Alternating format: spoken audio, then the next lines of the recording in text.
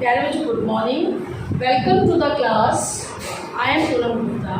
Today I am going to teach chapter the enemy from the book. ये देखते हैं chapter number लिखा है पर्ल एस बक ने।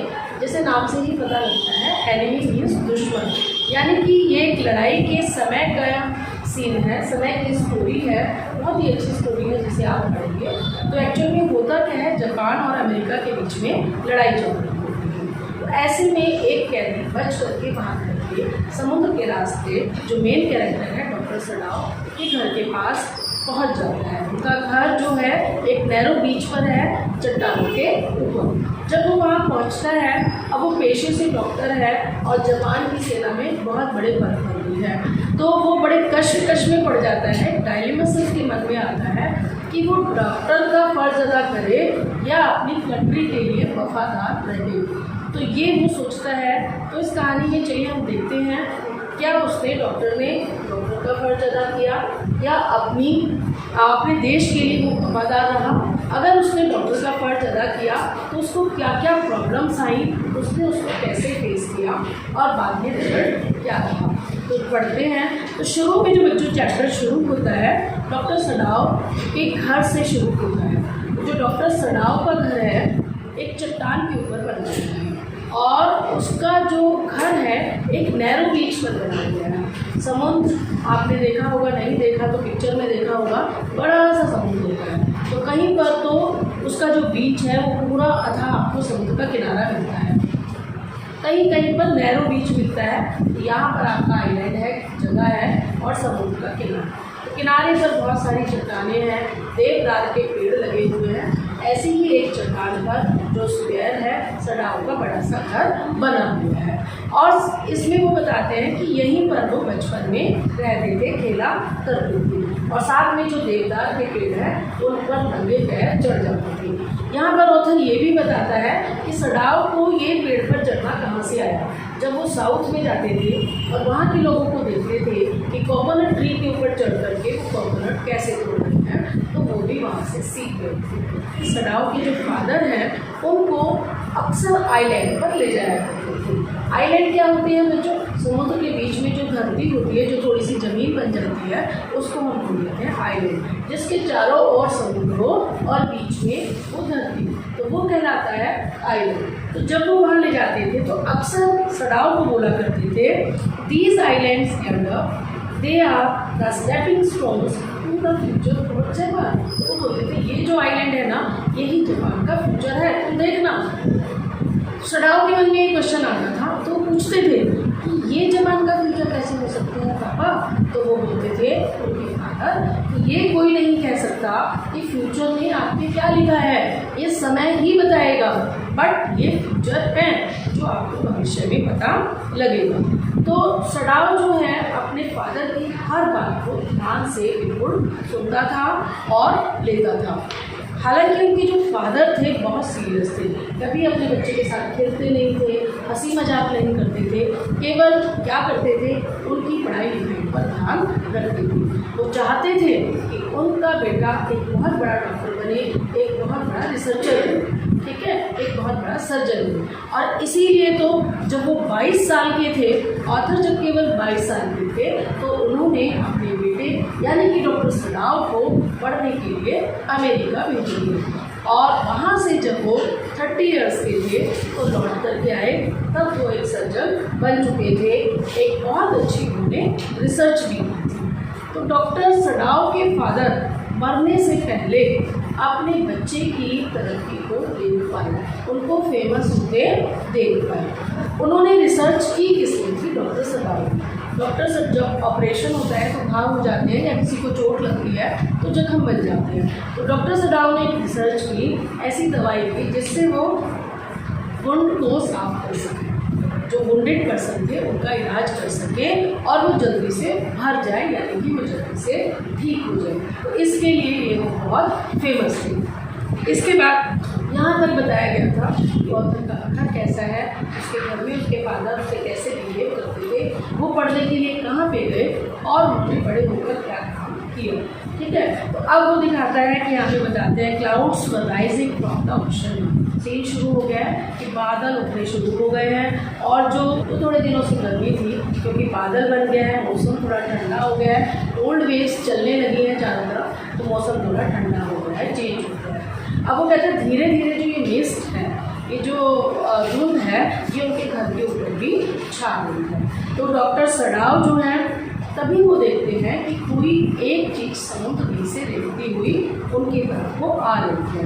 आगे ऑथर बताते हैं कि जब डॉक्टर सडाव की पढ़ाई हो गई तो वो जापान में लौट करके आ गए। तो उनके फादर ने हाना के साथ उसकी शादी कर दी। क्यों? क्योंकि वो जैपनीज लड़की थी और पढ़ी लिखी लड़की थी, दोनों की शादी हो गई, अरेंज मैरिज हुई दोनों की, और दोनों एक साथ बड़ी खुशी खुशी रहने लगी।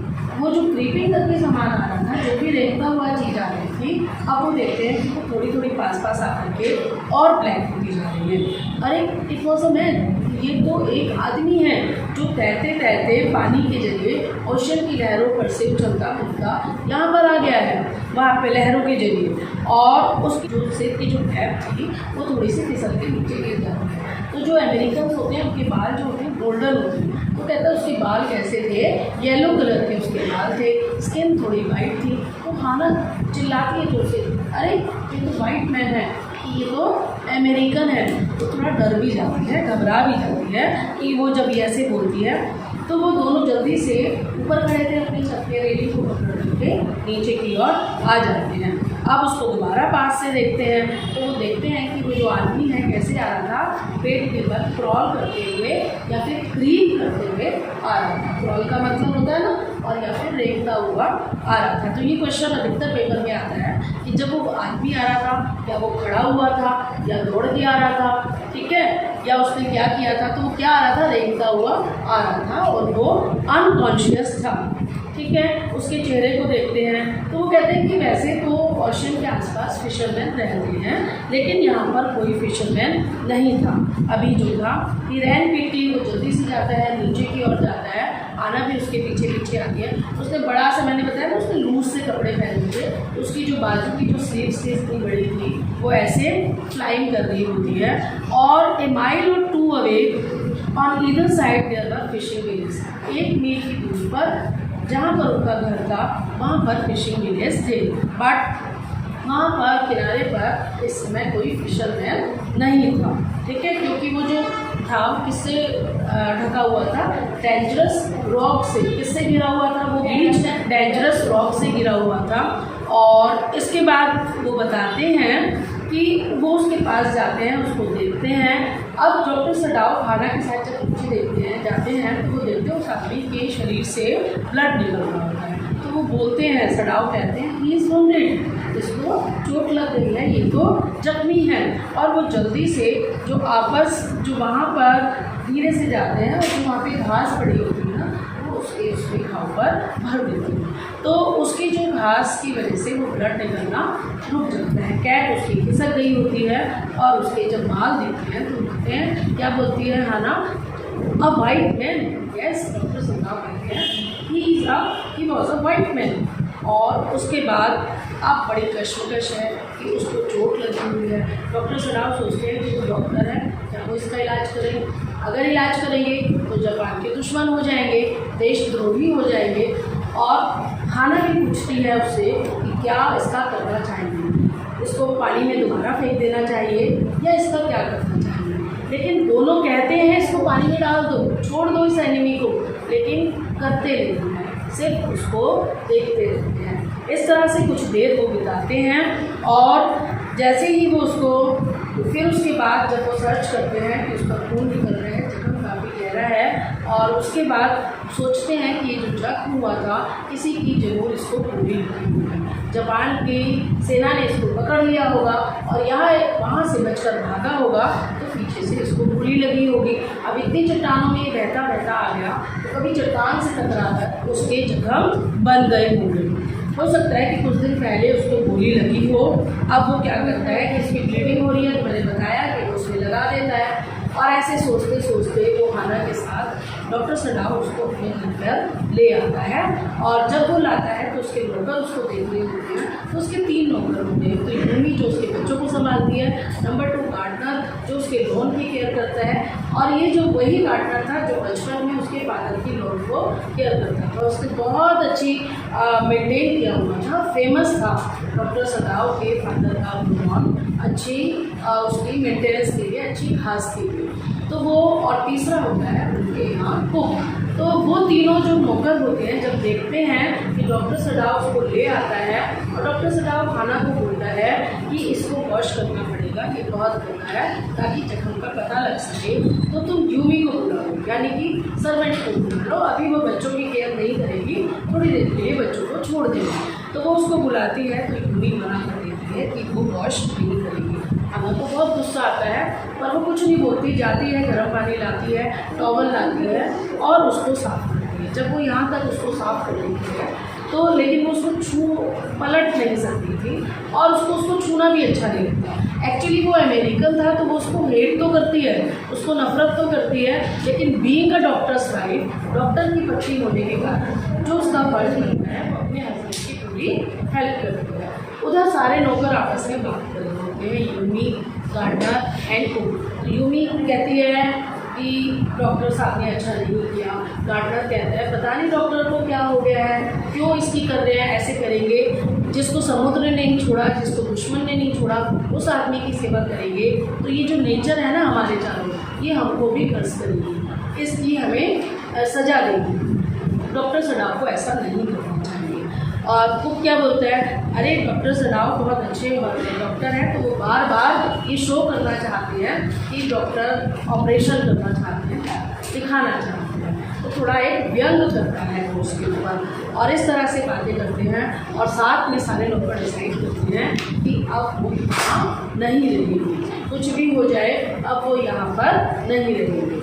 जा करके जब हाना को ये बात पता लगती है, और एक बड़ी बात, गार्डनर जो भी बोल रहा होता है धीरे धीरे नहीं बोल रहा होता, इतनी ज़ोर से बोलते हैं कि उनका जो मालिक है ये सुन, खाना उधर खड़ी होती है, कुछ काम कर रही होती है, वो ये सब सुन रही होती है और साथ में घबरा भी रही होती है। डर उसको भी लग रहा होता है कि वो दुश्मन को घर के अंदर ले आए, बट कुछ बोलती नहीं। अब जब यूमी खाना के पास आती है, तो उसे पता लग जाता है, वो बताती है कि वो नौकर छोड़ के जा रहे हैं, तो वो उन सबका हिसाब कर देती है। जो खाना है सारे नौकर्स को पैसे दे देती है और नौकर अपना सामान बांधते हुए बांध के जाने लगते हैं। जाते जाते ही होती है, क्योंकि उसे बच्चों से प्यार हो गया होता है, बच्चों का वो देख रेख करती है कि अगर छोटा बच्चा रहे तो प्लीज़ मुझे बुला लेना, तुम्हें तो पता है मैं कहाँ रहती हूँ। लेकिन खाना को गुस्सा आ रहा होता है और वो कहती है कि मैं अब दोबारा से नहीं बुलाऊंगी, चाहे कुछ भी हो जाए।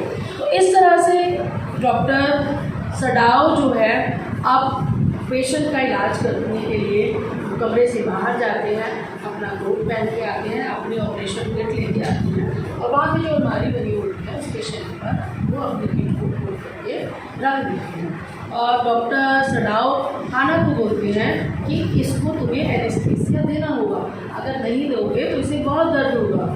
तो वो कहती नहीं नहीं, मैंने तो ऐसा काम कभी किया नहीं। कहता है इसमें कुछ नहीं है, थोड़ी सी जो भी उनका लिक्विड होता है जिससे थोड़ी बेहोशी आ जाती है, एक बॉटल में लेके इसके नाक के ऊपर रखना है, और लगे कि ये सांस नहीं ले पा रहा तो उस बॉटल को वहाँ से हटा देना है। क्या करती है ना, अपने हस्बैंड की बात को वो मानती है और वो करती है, और साथ में सोचती है कि जब हमारे कुछ मुँह से बोलती भी रहती है कि जब हमारे नौकर को इतनी समझ है, वो भी इतने समझदार है कि दुश्मन का इलाज ना किया जाए, और उन्होंने सही समय पे सही डिसीज़न लिया कि वो घर छोड़ के चले गए कि दुश्मन के साथ नहीं रहेंगे। हम ऐसा क्यों नहीं कर पा रहे, हम दोनों ऐसा क्यों नहीं सोच पा रहे। तो डॉक्टर सदाव कुछ नहीं बोलते, बीच में सिर्फ सोचते जाते हैं। उनका ध्यान किस पे होता है, ऑपरेशन करने की तरफ। तो जैसे ही वो ऑपरेशन बिल्कुल भी, क्योंकि वो इतने कुशल डॉक्टर थे, कोई भी मिस्टेक नहीं करना चाहते थे। जरा सा भी नाइफ जो उनका इधर से उधर होगा, यानी कि अपने काम को बहुत ईमानदारी से और बहुत अच्छे से करना चाहिए। तो वो उसको जैसे ही नाइफ लगाते हैं तभी उन्हें कट किया हुआ जाता है, यानी कि उनका चाकू किससे टकराया, शरीर के अंदर गोली से, और वो गोली कहाँ थी, बिल्कुल किडनी के पास थी। बड़े ध्यान से चाकू को घुमाते हैं और गोली को बाहर निकाल देते हैं और उसको ड्रेसिंग कर देते हैं। वो थोड़ा सा जब गोली चाकू और पहुँचता है, चिल्लाता है, थोड़ा सा कुछ भरभर करता है, बोलता है, जो थोड़ा सा समझ में आता है, लेकिन वो फिर शांत हो जाता है। डॉक्टर हाना देखती है जब वो उसको एनेस्थीसिया दे रही थी कि उसकी यहाँ पे कुछ रैशेज है। वो बोलती है अरे देखो ये कैसे निशान है, और कैसे निशान होंगे जब कोई कैदी को पकड़ता है तो उसको पनिश तो करता है, टॉर्चर करते हैं, तरह तरह से मार पिटाई करते हैं, तो शायद ये निशान वही दिए होंगे। तो इस तरह से हमने देखा कि इस चैप्टर में डॉक्टर सदाव के डायरिया में जो उनके मन में कश्मकश थी, उन्होंने एक बहुत बड़ा डिसीजन लिया। पहले उन्होंने अपने पेशे को प्राथमिकता दी, क्योंकि वो एक अच्छे डॉक्टर थे, तो उन्होंने उसका इलाज किया। उसके सामने चाहे दुश्मन हो या अपना, उन्होंने उसका इलाज किया और साथ में एक बहुत बड़ा रिस्क भी लिया। साथ में उनके साथ क्या हुआ कि सारे नौकर भी चले गए। अब उनकी वाइफ अकेले काम कर रही है। जब डॉक्टर सदाव देखते हैं तो उनकी पत्नी को काम करने की आदत नहीं थी, लेकिन अब वो काम कर रही है, परेशान हो रही है, थोड़ी कमजोरी भी महसूस कर रही है। डॉक्टर सदाव भी थोड़ा सा परेशान होते हैं और सोचते हैं कि अब ये सारी बात को मैं ख़त्म कर दूँगा, जल्दी से इससे छुटकारा पाऊँगा और जनरल को जाकर के सब कुछ बता दूँगा कि कुछ तो मैं ऐसे करूँगी, ताकि वो अपनी पत्नी को ऐसे परेशान होते हुए नहीं देख सकते। अब क्या होता है कि परेशान हो रहे होते हैं, ऑपरेशन हो गया होता है, तभी एक मैसेंजर आता है यूनिफॉर्म आर्मी। अब हाना देखती है तो बहुत परेशान हो जाती है और वो सोचती है कि ज़रूर हमारे सर्वेंट ने सबको बता दिया होगा, ये बात जनरल तक पहुंच गई, अब उसको भेज दिया। पहले भी वो डर रहे थे, अगर बात पता लग गई तो डॉक्टर सदाव बहुत अच्छी पोस्ट पे हैं, उनकी वो नौकरी भी चली जाएगी, उनको सजा भी दी जा सकती है, उन्हें मारा भी जा सकता है ना। तो अब उसको देख के वो और घबरा गई, उसके दिमाग में वही फिर से घुस गया कि जरूर ऐसा हुआ होगा। तो डॉक्टर सदाव अपने ऑफिस में ही बैठे हुए थे जो घर में बना हुआ था, और एक बुक पढ़ रहे थे। तो जब वो देखते हैं तो बाहर आते हैं, जब उसको बताती है बाहर आती है तो वो बोलता है उसको कि जनरल की हालत बहुत खराब है, उन्होंने अब डॉक्टर जो सदाव की वाइफ है हाना, वो बहुत थोड़ी सी उसे चैन की सांस आती है, उसकी सांस में सांस आती है। बोली अच्छा ऐसा क्या, बस। तो वो भी हैरान होता है, बस इतने बड़े व्यक्ति की जनरल की हालत सीरियस है और तुम कह रही हो बस। अब वो थोड़ा अपने शौक से बाहर होती है और रियलाइज़ करती है कि उसने कुछ गलत हो गई है। जल्दी से बोली ओह आई एम सॉरी, ये तो बहुत बड़ी बात है। डॉक्टर सदाव फटाफट से कपड़े पहन के उसके पास जाते हैं। अब जनरल क्या होता है, बहुत बीमार होता है और इसीलिए उसने डॉक्टर सदाव को ट्रुप के साथ नहीं भेजा। ठीक है, जो लड़ाई पे जाते हैं वहाँ पर जो घायल हो जाते हैं तो उनके इलाज करने के लिए अच्छे डॉक्टर की जरूरत होती है, लेकिन जनरल जो है सेल्फ सेंटर्ड था, केवल अपने बारे में सोचता था, तो उसने डॉक्टर सदाव को उनके साथ नहीं भेजा। क्या सोच के कि अगर मुझे ऑपरेशन हुआ, मैं बीमार हो गया तो मुझे कौन बचाएगा। उसे भी पता था कि उसका इलाज केवल डॉक्टर सदाव ही कर सकती है। अब ये जब वहाँ जाता है तो डॉक्टर सदाव जब पहुँचते हैं तो जनरल को अटैक आया हुआ है। एक बार उसका अटैक पहले भी आ चुका था। ठीक है, अब जब वो जल्दी से जाता है, उसको देखता है तो उसको ऑपरेशन की जरूरत है, उसका ऑपरेशन करता है। अब 12 घंटे तक उसको भी समझ में नहीं आता कि ऑपरेशन सक्सेसफुल है या नहीं। 12 घंटे के बाद ऑपरेशन सक्सेसफुल है ये बताता है और वो आ जाता है। अच्छा, उधर वो जनरल को सारी बात बताता है, क्या हुआ उसके साथ, कैसे एक आदमी पानी के सी में से, ओशन में से उसके पास आया और कैसे उसने इलाज कराया। अपने मन को हल्का करता है। अगर वो नहीं बताता तो उसके मन पर बोझ होता जाता है कि कुछ भी हो सकता है। उसने सोच लिया था कि मैं सब कुछ बता दूँ। डॉक्टर जनरल कुछ नहीं कहता, क्योंकि उन्हें पता था कि अगर मैंने इसे सजा दी, इसको मार दिया, मुझे मारना चाहिए। फिर से ये पता लगता है कि वो कितने सेंस तो वो कहता है चलो अच्छा मैं तुम्हें कुछ नहीं कह सकता, ठीक है, पर एक काम करता हूँ कि मैं 2 असैसियंस मिल सकता हूँ। असैसियंस होते हैं ऐसे लोग जो मर्डर कर देते हैं किसी का भी, और अपने ऐसे वो भेज दूँगा आदमी जो उसको मार देंगे, और देखो ऐसे मानेंगे कि वो बिल्कुल खून भी नहीं लेते, और साथ में तुम कहते हो तो हम उस आदमी को भी वहाँ से उठवा देंगे। तो कहता है अगर आप ऐसा कर दोगे तो बहुत ही अच्छी बात है, एक्सीलेंसी, मेरे लिए तो बहुत ही अच्छा हो जाएगा।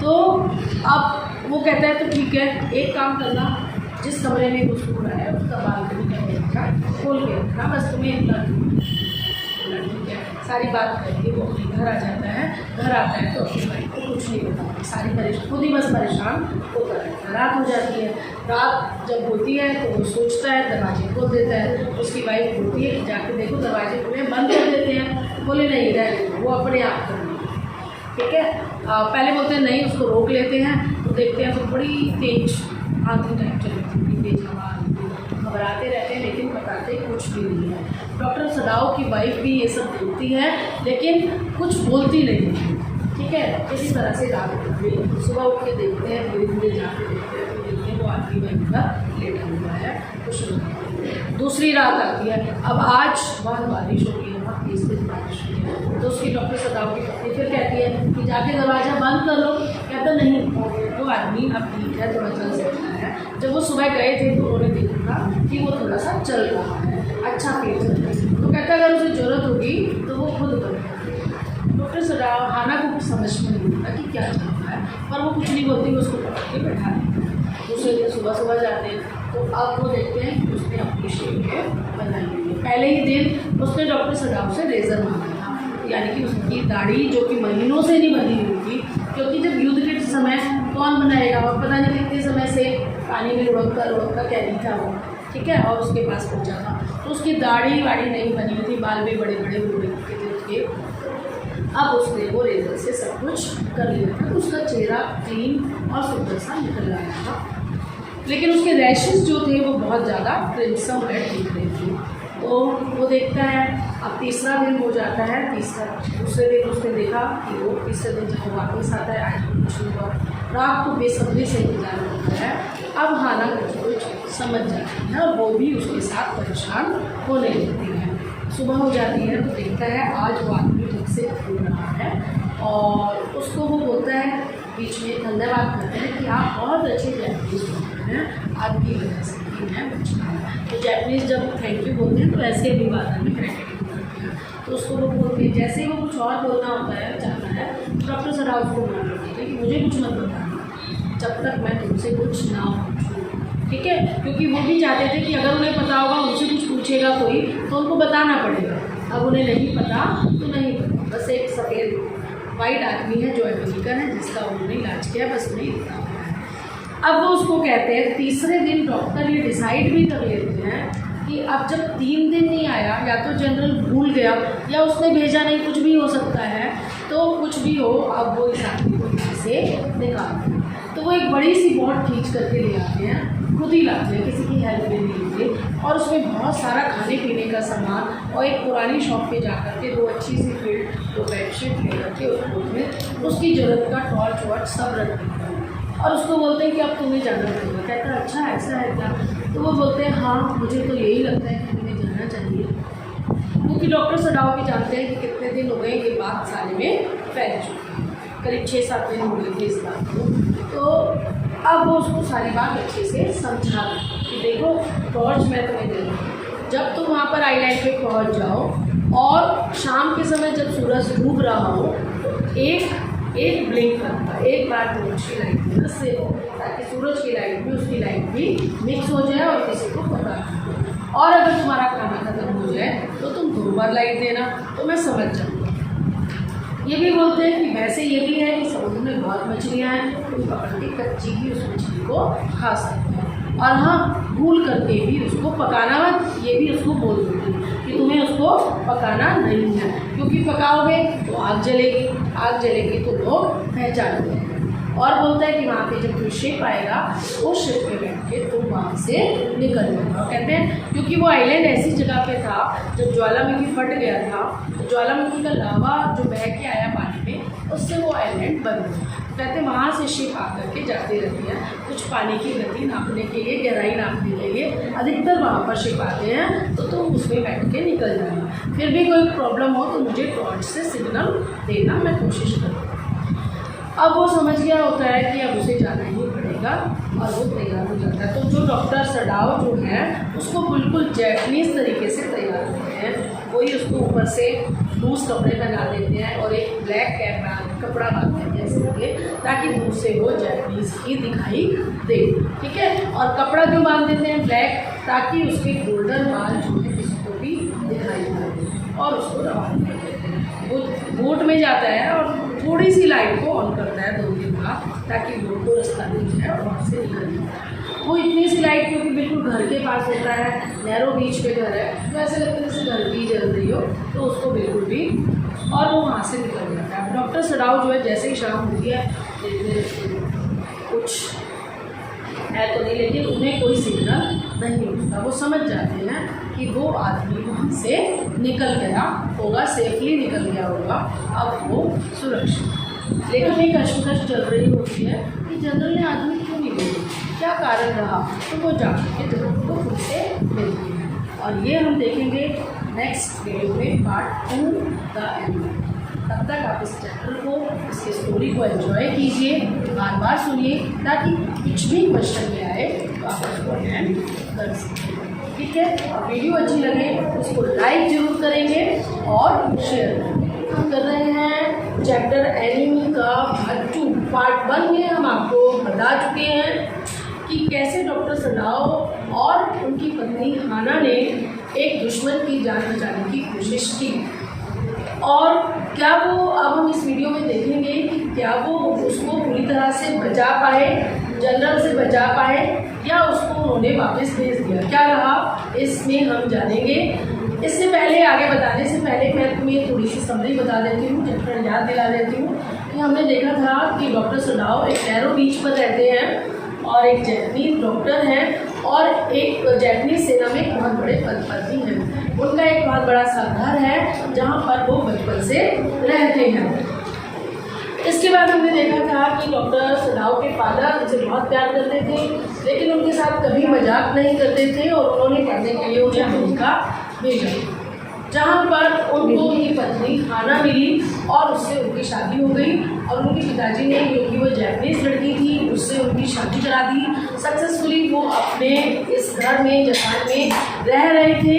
अब उनके 2 बच्चे थे। एक दिन की बात, जब वो अपने बीच पर अपने घर के टेरेस पे खड़े थे तो उन्होंने देखा कि कोई चीज़ बहती हुई आ रही है। जब वो अपने रेलिंग के सहारे लेके घर से नीचे उतरे तो उन्होंने देखा कि वो कोई व्यक्ति था जो कि अमेरिकन था और उसको गोली लगी थी। उसके बाल येलो थे, उसके कैप पर लिखा हुआ था जिससे पता लग रहा था कि वो अमेरिका का रहने वाला है। अब उनके मन में उस समय बहुत बड़ा डायलेमा रहा कि इसको बचाएं, इसको इसका जो इतना बड़ा वुंड है, जो जख्म है, उसको रिपेयर करें, उसका ऑपरेशन करें, या फिर इसको पानी में फेंक दें। दोनों इस बात को कहते हैं कि पानी में फेंक देना चाहिए, लेकिन दोनों फेंकते नहीं हैं। इससे पता लगता है कि वो एक डायलेमा में है कि वो देशभक्त हैं या पहले एक डॉक्टर का पेशा निभाएं। इसके बाद वो अनचाहे मन से पेशेंट को, बच्चे को ले आते हैं जो कि बहुत ही यंग है, अपने पापा वाले कमरे में उसको शिफ्ट करते हैं, नीचे कारपेट के ऊपर उसको लिटा देते हैं। अब हम देखते हैं कि इनके 3 नौकर थे, सडाऊ का घर छोड़ देते हैं और उनकी वाइफ हाना उनकी सैलरी दे देती है और वो तीनों घर छोड़ के चले जाते हैं। अब डॉक्टर सडाऊ उसका ऑपरेशन करते हैं, हाना उसके जख्म को वॉश करती है और उसका ऑपरेशन सक्सेसफुल होता है और किडनी के पास वो बुलेट मिल जाती है। वो बच्चा बच जाता है और उसको वो बिस्तर पे अच्छे से लिटा देते हैं। लेकिन डॉक्टर सडाऊ के मन में, हमने देखा था लास्ट वीडियो में, अभी भी ये रहा था, क्योंकि वो देशभक्त हैं, वो जाके जनरल को सारी बात बता देते हैं। जनरल को बताते हैं तो जनरल ये भी बोलता है कि इससे पहले हमने देखा था कि उनको बुलाने के लिए एक पुलिस का ऑफिसर आया था सेना में से, जो वर्दी पहने हुए था, जिसे देख के हाना डर जाती है और डॉक्टर सडाऊ आकर के उससे जब मिलते हैं तो पता लगता है कि जनरल की तबीयत बहुत खराब है, उसको बुलाया है। तब हाना को थोड़ा सा आराम मिलता है, नहीं तो वो सोच रही थी अब नौकरी भी चली जाएगी और शायद जनरल इनको मौत की सजा भी दे देगी। इससे वो पूरी तरह से डर जाती है। अब जब ये जनरल के पास पहुँचते हैं तो उसकी हालत बहुत ख़राब थी। अब वो बताता है कि क्योंकि तुम ही एक स्किल्ड डॉक्टर हो, तुम ही मेरी जान बचा सकते हो। तो वो कहता नहीं, ऐसे और डॉक्टर भी तो हैं, कहता मैं किसी और पे रिलाय नहीं करता। इसीलिए जनरल ने डॉक्टर सडाऊ को खुद के साथ भी नहीं भेजा था। अब ये उसका ऑपरेशन कर देता है और साथ में ये बात भी बता देता है कि कैसे कैसे एक अमेरिकन इनके घर पर है जिसका इसने ऑपरेशन किया है। तो डॉक्टर सदाव कहते हैं कि मैं तुम्हें खो नहीं सकता, इसलिए मैं तुम्हें कोई सज़ा भी नहीं दूंगा, लेकिन मैं एक काम कर सकता हूँ कि तुम उसको ना मारो, मैं अपने 2 असैसिन्स भेज दूंगा, वो उसको मार भी देंगे और उसको वहाँ से हटा भी देंगे।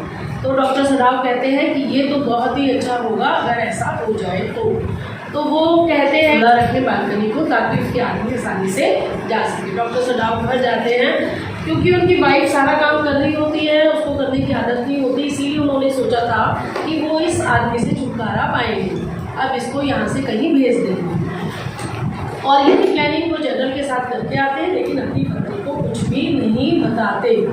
ठीक है, तो इसके बाद जब वो घर आते हैं तो वो देखते हैं, क्योंकि जो आदमी है वो ठीक ठाक था और वो खड़ा हुआ था, तो उससे वो पूछते भी हैं कि तुम्हें बाहर निकलने के लिए किसने कहा। उस आदमी का अमेरिकन जो बच्चा है उसका नाम है टॉम। वो कहता है टॉम को किसी की ज़रूरत नहीं होती आज्ञा लेने की, और उसने कहा कि आप जाकर के लेट जाओ, तो वो जाकर के लेट जाता है। जब वो बोलने लगता है तो डॉक्टर सदाव कुछ भी बताने से मना कर देते हैं कि मुझे कुछ भी नहीं पता।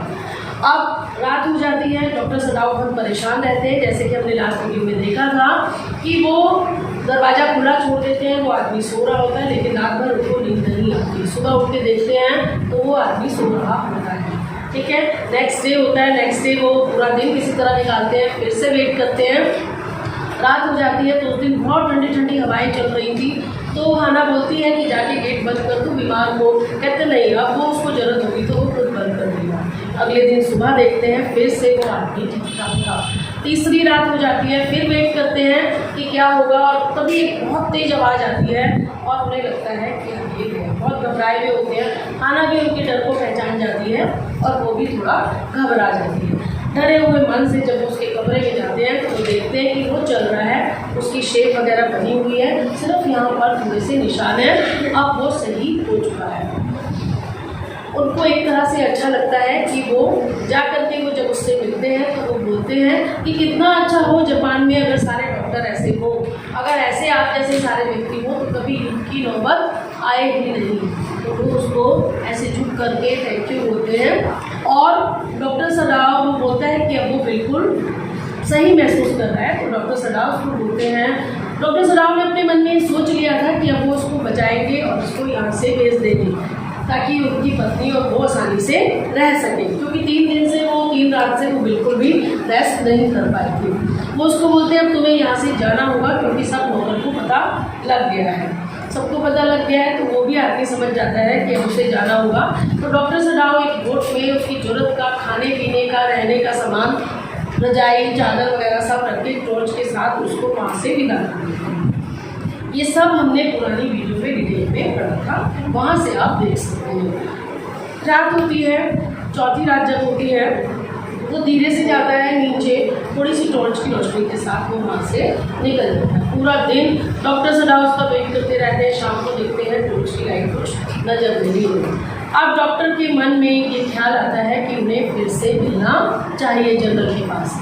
अब वो जब जनरल के पास जाते हैं, और जनरल का जिसका 7 दिन पहले ही ऑपरेशन हुआ था, जो कि एक बहुत तगड़ा ऑपरेशन हुआ था, उनकी गॉल ब्लैडर में प्रॉब्लम थी, डैमेज हो गया था, जिसका ऑपरेशन डॉक्टर सदाव ने किया था। 12 घंटे तक उनको भी नहीं पता था कि बचेंगे, ऑपरेशन सक्सेसफुल है या नहीं, लेकिन अब वो ठीक थे तो वो उनको जाके बताता है। तो जनरल भी कहते हैं देखो तुम जानते हो कि मैं किस परिस्थिति में हूँ, मेरी तबीयत ठीक नहीं है। जैसे ही वो उस बात का थोड़ा सा हिंट देते हैं तो वो अपनी सफाई में बोलते हैं। तो वो कहते हैं देखो मैं तुम्हें भी कुछ नहीं होने देना चाहता, कि तुम अगर मुझे दोबारा जैसे अभी अटैक आया एक बार और आ गया तो मुझे कौन बचाएगा। आज डॉक्टर सदाव अच्छे से समझ जाते हैं कि जनरल उनकी ड्यूटी में है, ठीक है, वो जब तक चाहेंगे वो अब सदाव को कोई पनिशमेंट नहीं देंगे, क्योंकि वो डरते डरते गया था कि उसने असैसिन्स तो नहीं भेजे, लेकिन डॉक्टर सदाव को कुछ ना कुछ तो बोलेंगे, या एक पनिश करेंगे या नौकरी से हटाएंगे, कुछ भी हो सकता था। लेकिन जब ये उसने बात सुनी तो वो उसको तसल्ली हो गई कि आप जनरल उसका कुछ नहीं करेंगे, वो सेफ हो गया, सुरक्षित हो गया।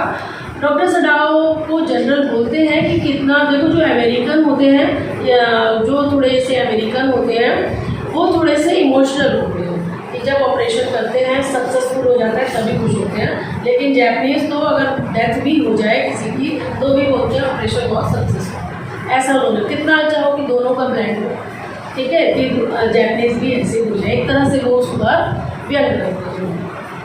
डॉक्टर सडाव जनरल से बात करके और ये बता करके कि अब वो कैदी वहाँ पर नहीं रहा, जो सुनकर जनरल भी चौंक जाते हैं, ठीक है। और लेकिन उसको कोई पनिशमेंट नहीं देते। डॉक्टर सडाव खुशी खुशी अपने घर वापस आ जाते हैं और देखते हैं पूरी रात पूरी शाम वो बीच पर ही देखते रहते हैं। उस रात भी उनको कोई भी इंडिकेशन टॉर्च का नहीं मिलता। आपको याद होगा, आपने वीडियो में पढ़ा होगा कि उन्होंने इंस्ट्रक्शन दी थी टॉम को, अमेरिकन सोल्जर को, कि अगर वो वहाँ पर हो तो एक बार ब्लिंक करे टॉर्च को, अगर उसे खाने की जरूरत हो तो 2 बार ब्लिंक करे।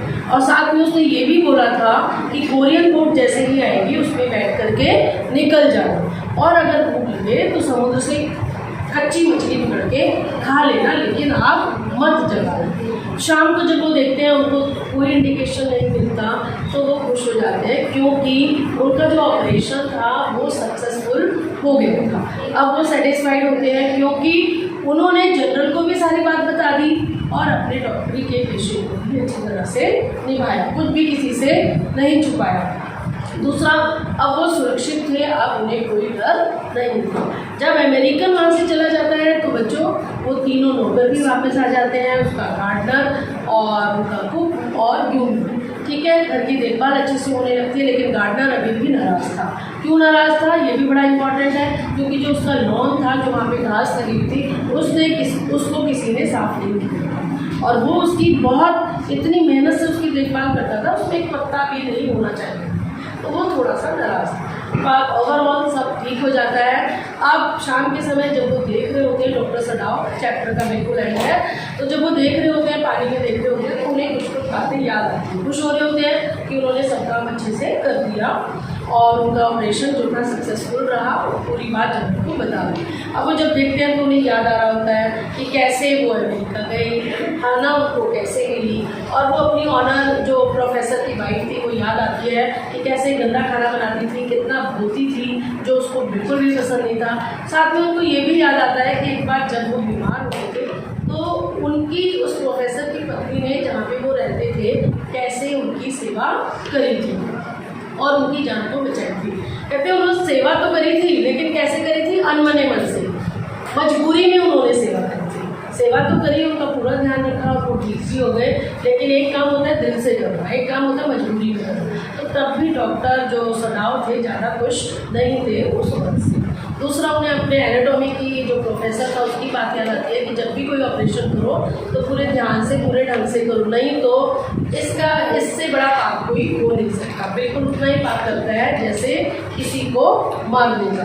तो हमेशा जब भी वो अपना काम करते थे ध्यान से करते थे। उन्हें अपने पापा की याद आती है, उन्हें अपने जो नौकर हैं उनकी याद आती है। तो सारे जो एक एक करके वो पुराना अपना वहाँ पर समुद्र को देखते जाते हैं और उसको याद आता रहता है। तो इस तरह से बच्चों ये चैप्टर ख़त्म होता है यहीं पर, ठीक है, कि कैसे डॉक्टर सडाव अपने द्वंद से बाहर निकले और उन्होंने दोनों काम को अच्छे से किया। वीडियो आपको ज़रूर अच्छी लगी होगी अगर आप उसको शुरू से आगे तक देखोगे तो की पॉइंट्स, की वर्ड सब आपको समझ में आएंगे। और अगर अभी भी आपको समझ नहीं आ रहे हैं तो एक बार वीडियो को और सुन लीजिए, और अगर अच्छी लगती है, वीडियो हेल्पफुल है, तो अपने फ्रेंड्स के साथ शेयर जरूर करें और वीडियो को लाइक जरूर करें। Thank you.